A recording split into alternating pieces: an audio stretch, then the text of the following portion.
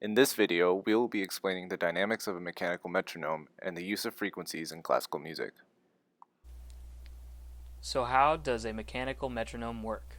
In a mechanical metronome, potential energy enters the system through a wind-up key. The potential energy is transferred to a torsion spring, which oscillates the system back and forth. Gravitational forces act on masses m1 and m2.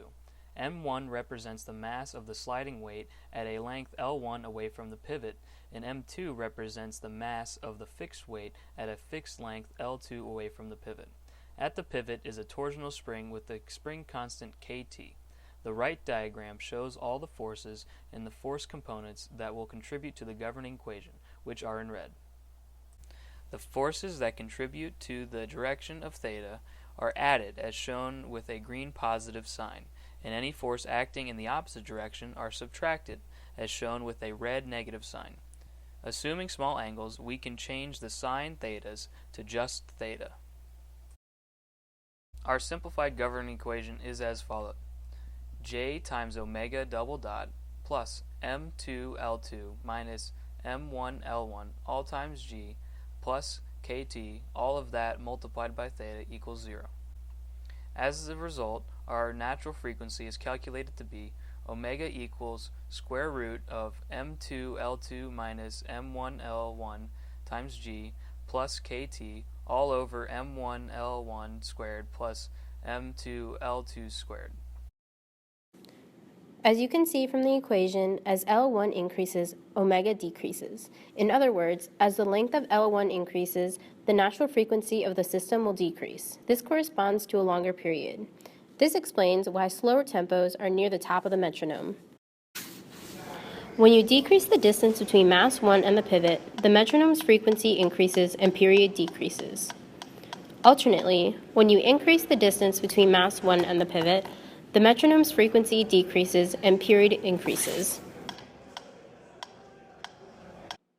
So why do these higher frequencies exist when they overlap the same, such as 60 and 120 beats per minute? This depends on the time signature and the metronome. Higher frequencies are used when learning more Baroque styles of music. You may notice the piece in the background is very easy to tap your foot to. This is due to the fact that Bach sticks to the framework, 16 16th notes per measure and 4 quarter notes per measure, as boxed in red. When Romanticism came, artists like Chopin melted the framework away, as can be seen in the blue box. Chopin overlays one note with 3 notes, soon followed by 4 notes over 3 notes. It's impossible to tap your foot to this. This is called rubato. This is why various frequencies on the metronome are needed.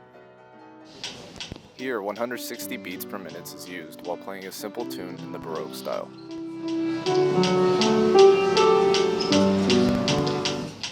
At the same 160 beats per minute, the same tune in the Romantic style does not match the metronome.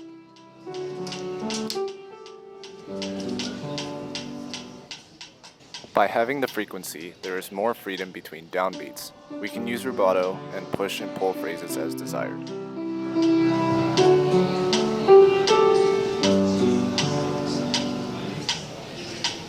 Teachers use these higher frequencies to teach kids this framework. This same technique can be seen in amateur versus legendary drummers. Most drummers have earpieces to follow along with the tempo. Those who are legends, such as Ringo Starr, pictured here, don't require one and control the band at their desire. Only the metronome can control sound and time.